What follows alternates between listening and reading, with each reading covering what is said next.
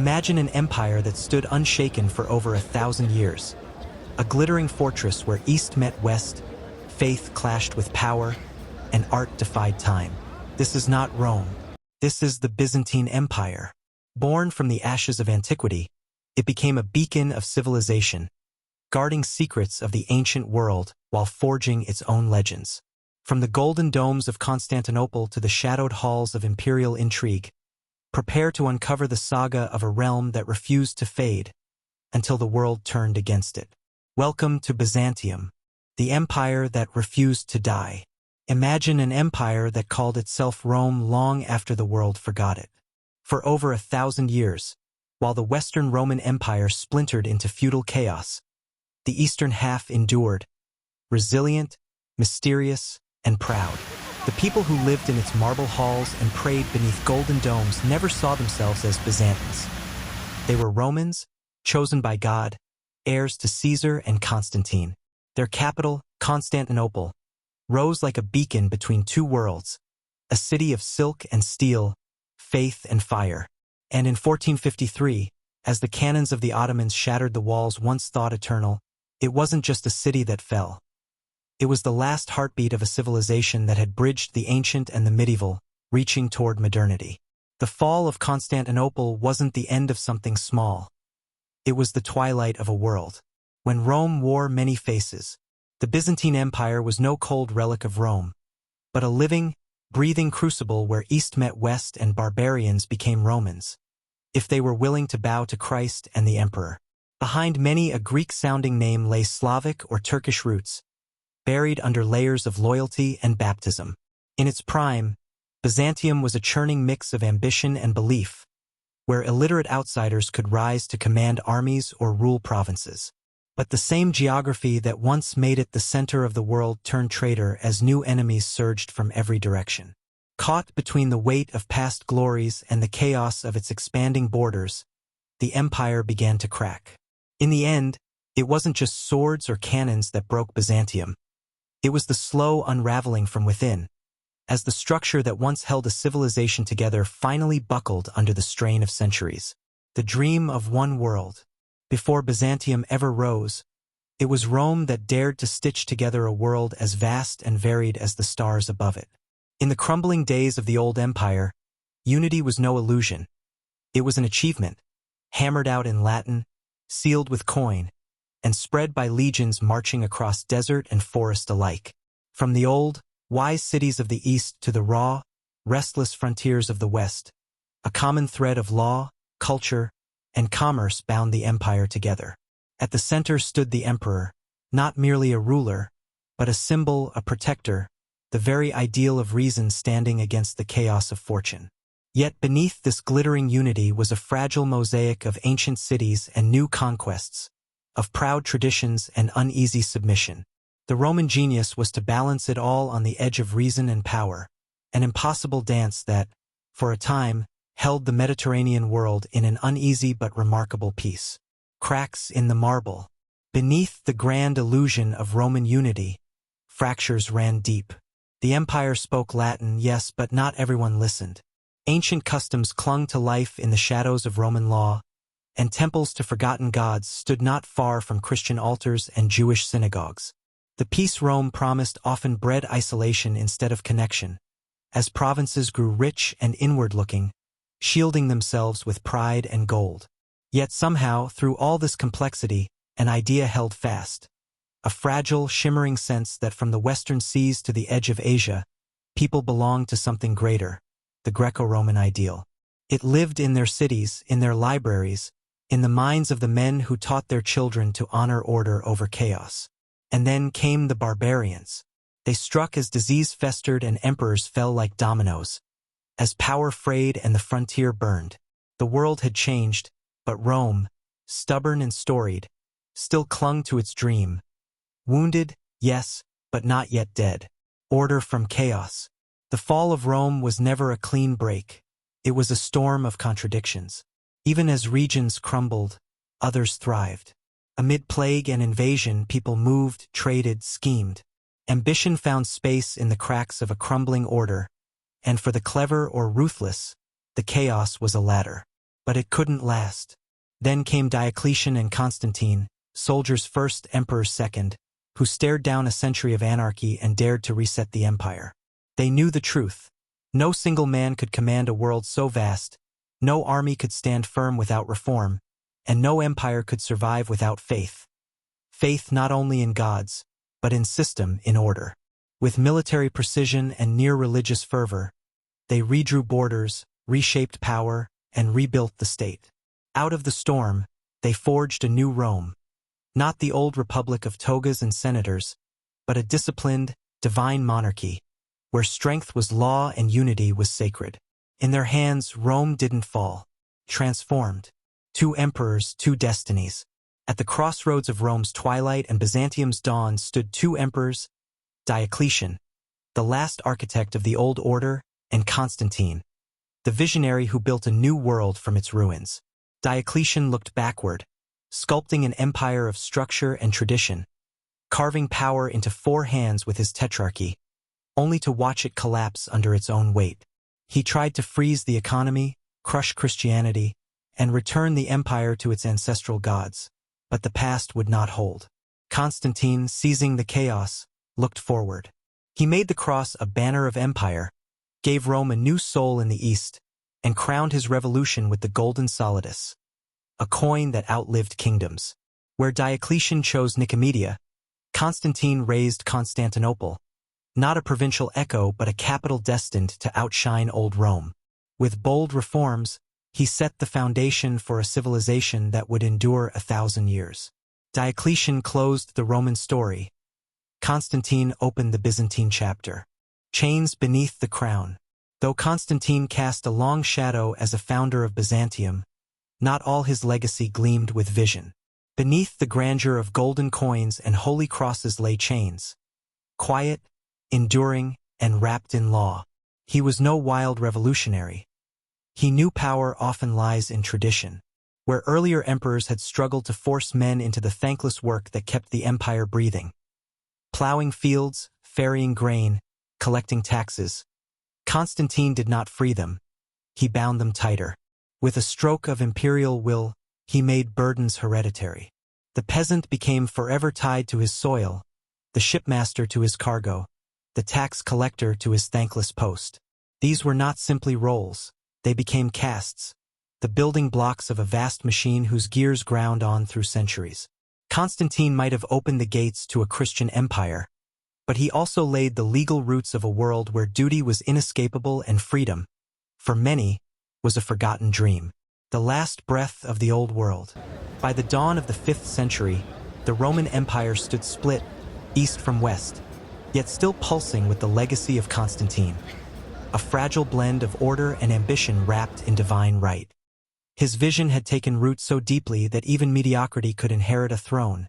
As Theodosius I passed the empire to his 2 ill-equipped sons, Arcadius and Honorius, dividing the crown but not the chaos. In the east, Constantinople swelled, a monument to Constantine's dream. So crowded the emperors now tried to contain its sprawl rather than feed it. Christianity, once a persecuted sect, now reigned supreme. Pagan gods were silenced by imperial decree. Their temples shuddered like relics of a fading past. Yet even as emperors turned from rulers to theological enforcers, using church councils as tools to stamp out dissent, one truth persisted. The East still held onto the bones of Greco-Roman civilization.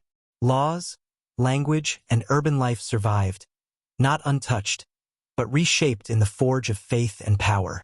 The West might teeter toward ruin, but in the East, Rome lived on, armored in ritual and bureaucracy, awaiting the empire Byzantium would soon become. Wealth, work, and the widening divide. As the 5th century unfolded, the Roman Empire's economy revealed its patchwork of prosperity and decline. Northern Italy thrived in trade and agriculture, while Constantinople's gravitational pull brought life to roads, towns, and even the most marginal lands, from the Balkan hills to the terraced fields of Syria.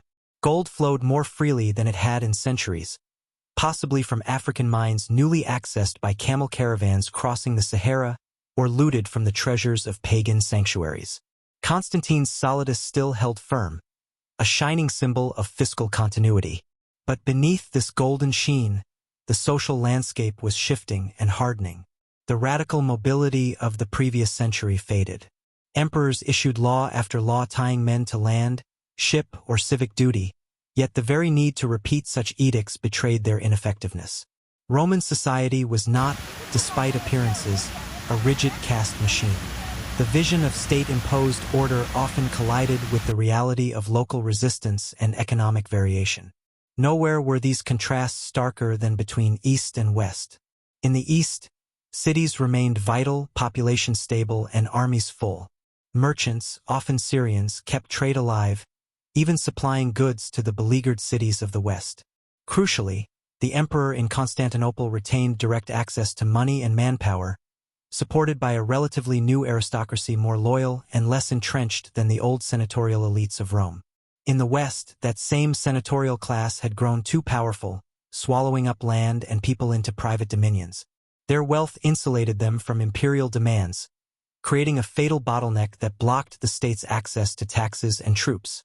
In this divergence lay the seeds of survival for the East and the doom of the West. The ancient empire had not yet fallen, but its center of gravity had clearly shifted. Rome was no longer the future. Byzantium was. Barbarians and Byzantium, a tale of two empires. The arrival of the Germanic peoples, Visigoths, Ostrogoths, and others, at the gates of the Roman Empire marked a turning point, but the story played out very differently in East and West. Geography and deep-rooted social structures shaped their destinies. Where the West crumbled, the East adapted and endured. It began with chaos. Pressed by the Huns, the Goths surged across the Danube in the late 4th century, only to be mistreated by Roman officials. Their revolt culminated in the catastrophic Roman defeat at Adrianople in 378, where Emperor Valens was slain. His successor, Theodosius I, tried a different approach, legalizing the Goths' presence as foederati or allied warriors. These Gothic troops fought for Rome but kept their own leaders and identity. It was an uneasy truce, and across both halves of the empire, resentment festered. The religious divide only deepened tensions. Most Germanic tribes were Arians, heretics in the eyes of the increasingly orthodox Christian Roman state. This, coupled with their militaristic nature, alarmed the conservative Roman elites. In 400 CE, Constantinople erupted against the Gothic general Gainas, killing him and his followers. While Germanic generals still held power in the East afterward, they did so as isolated individuals, unlike in the West, where entire tribal groups maintained their armed autonomy and influence. The Eastern Empire's edge lay in its strategy. It used its abundant gold reserves to buy peace, especially with the Huns under Attila, and used diplomacy and internal rivals to keep enemies divided. The gold payments were pragmatic, even beneficial to merchants trading with the Huns. When Marcian halted the payments in 450, Attila turned his fury toward the weaker West. His death just 3 years later ended the Hunnic threat altogether. Meanwhile, emperors like Leo I began shifting the balance of power away from Germanic influence. He elevated the Isaurians, tribal mountaineers from southern Anatolia, whose loyalty was secured by marriage alliances. Though rough and culturally alien, they were Roman citizens, unlike the Gothic foederati, and thus a safer political bet. Zeno, the Isaurian emperor, 474 to 491, played his cards well. Facing pressure from the Gothic leader Theodoric, he redirected the Ostrogoths westward, encouraging them to conquer Italy and depose Odoacer, the Germanic ruler who had ended the Western Empire in 476. Zeno's move was brilliant.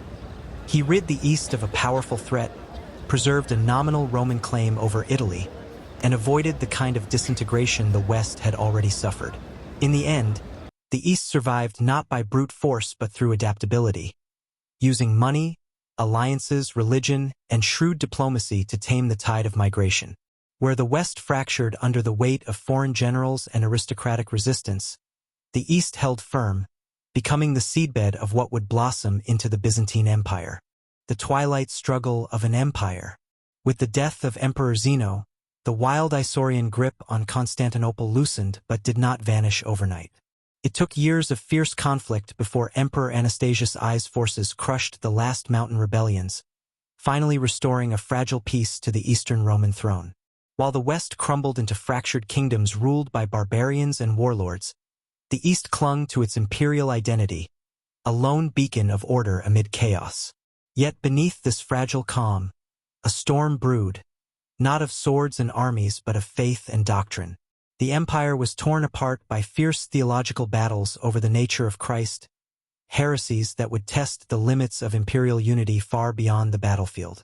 In this crucible of political intrigue and religious strife, the Byzantine Empire's future hung by a thread, caught between preserving an ancient legacy and forging a destiny unlike any before. The theological rift that shaped an empire.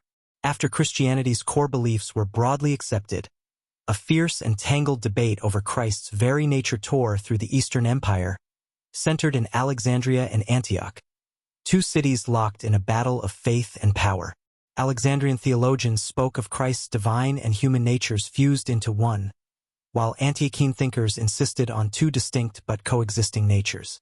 This theological tug-of-war erupted into full conflict when Nestorius, Patriarch of Constantinople, challenged the title of Mary as God-bearer, emphasizing Christ's humanity and sparking outrage.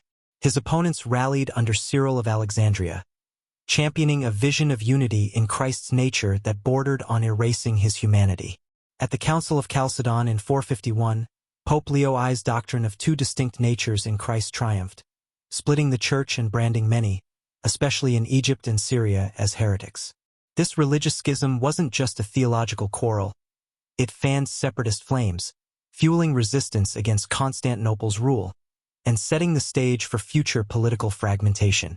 In the struggle to hold together a fractured empire, faith became a battleground as perilous as any war, and the echoes of this dispute would ripple through centuries, shaping the fate of Byzantium and beyond. A precarious empire poised between prosperity and peril.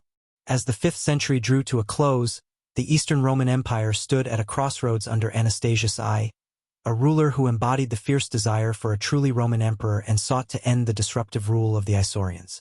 Though he succeeded in crushing their power, his wavering stance on religious unity sowed seeds of unrest, as his quiet support for the divisive non-Chalcedonian Christians sparked unrest among his Orthodox subjects, plunging the empire into internal strife.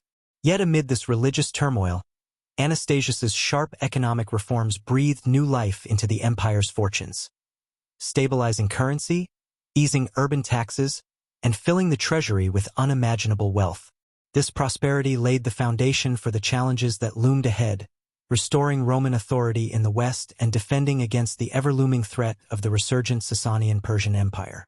For centuries, Rome and Persia had been locked in a brutal rivalry, now intensified by faith and empire, with cities and borderlands caught in the crossfire. As the empire braced for the coming century of wars and reconquests, the fragile balance between prosperity and peril defined its fate, an empire poised to rise or crumble in the face of relentless storms. Justinian's reign, the last flame of Rome's ancient glory. The dawn of the 6th century saw the rise of Justinian I, a man far removed from his rough-hewn uncle Justin, a cultivated intellect, a devout patron of law and faith, and a tireless builder whose vision sought to restore Rome's lost grandeur. Yet beneath the polished veneer of churches and legal codes burned the fierce realities of nearly unending war. From the rugged Persian frontier to the wild steppes of Crimea, Justinian's armies clashed with enemies on every front, proving the empire's strength but draining its resources. In a rare moment of pragmatism in 532, Justinian brokered an uneasy, endless peace with Persia, paying a heavy tribute to by the breathing room necessary for his grand designs in the West. This fragile peace marked the beginning of a dazzling era of conquest and cultural flowering, the final, brilliant blaze of ancient Rome's legacy before plague, upheaval, and new threats would reshape the empire forever, ushering in the age of Byzantium. Justinian's triumph. Law, faith, and fire in the heart of Constantinople. Even before his crown was fully his, Justinian laid the groundwork to reunite a fractured empire, restoring communion between Rome and the Eastern churches, everyone except Egypt, firmly positioning himself as the Catholic Roman emperor the West longed for, rather than a distant Monophysite ruler. But peace was hard-won. In 532, Constantinople erupted in the deadly Nika riot, fueled by fierce, chaotic loyalty to rival chariot factions, the Blues and the Greens, who, for once, turned their fanatical energy against imperial power itself. The city teetered on the edge of anarchy. A usurper proclaimed, and Justinian's fate seemed sealed. Yet it was Theodora's unyielding courage and General Belisarius's ruthless efficiency that crushed the rebellion in bloodshed, killing thousands and cementing Justinian's iron grip. Freed from immediate threat, Justinian's reign blossomed not only in conquest but in culture, marked by the monumental Codex Justinianus and the comprehensive Corpus Juris Civilis, transforming Roman law into a lasting legacy and weaving his name indelibly into the fabric of history. The rebuilding of empire, from Hagia Sophia to the battlefields of the West. In the wake of the devastating Nika riot, Justinian commissioned the magnificent new Church of the Holy Wisdom, Hagia Sophia, a stunning architectural masterpiece erected in just 5 years that would stand as a lasting symbol of imperial glory and Christian faith. By 533, with peace secured on the eastern frontier, Justinian turned westward to reclaim lost Roman territories. The Vandal kingdom in North Africa, destabilized by internal upheaval, presented the perfect opportunity. When King Hildrich, an ally of Constantinople, was overthrown, Justinian seized the chance to intervene militarily. Sending Belisarius with a relatively small force, the Eastern Romans swiftly defeated the Vandals, reclaiming the province by 534 and restoring Roman control over the vital Mediterranean region. This victory was part of a broader campaign of administrative reform. Under the guidance of Prefect John of Cappadocia, Justinian restructured the governance of Thrace, Asia Minor, and later Egypt, streamlining civil and military authorities to enhance efficiency and curb corruption. These reforms laid the groundwork for further military campaigns and secured essential resources, such as Egypt's grain exports, to support future conquests. Italy soon became the next target. Following the death of Theodoric the Great, the Ostrogothic kingdom weakened amid internal conflict. Amalasuntha, acting as regent, maintained close ties with Constantinople but was ultimately assassinated, giving Justinian a pretext to press claims in Italy. Beginning in 535, Belisarius led campaigns that initially won quick victories, including the capture of Sicily and, by 540, the Gothic capital of Ravenna, along with the king and treasures. Despite these gains, Justinian's generals faced relentless challenges. In North Africa and the Balkans, they fought continuously to secure imperial authority. Meanwhile, the fragile peace with Persia began to unravel.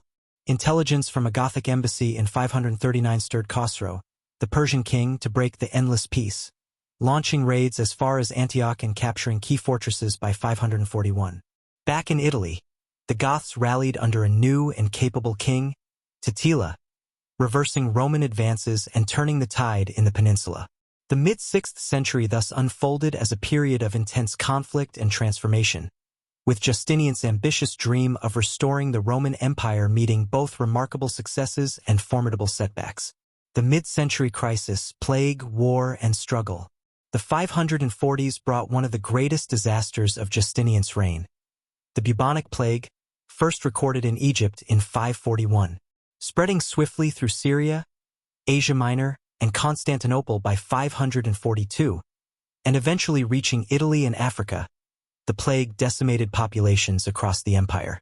Unlike earlier outbreaks, this plague often took a pneumonic form, infecting victims' lungs and spreading rapidly between people, causing death rates in Constantinople estimated at up to half the population. The countryside and smaller cities also suffered grievously. The effects of this catastrophe rippled through society. Labor shortages drove wages sky-high, prompting Justinian to enact laws regulating workers' pay, mirroring responses centuries later in medieval Europe. In military affairs, the plague weakened Roman forces, leading to defeats, stalled campaigns, and lost opportunities. Persia's King Khosrow, weary of war, agreed to a peace treaty in 545 but kept control over Lazica. Meanwhile, barbarians including Huns, Slavs, Anti, and Bulgars raided Thrace and Illyricum with little Roman resistance. In Italy, the Goth king Totila exploited Roman weakness, capturing Naples and Rome itself in 546 despite Belisarius's efforts to relieve the city. Reinforcements from Constantinople were slow and insufficient.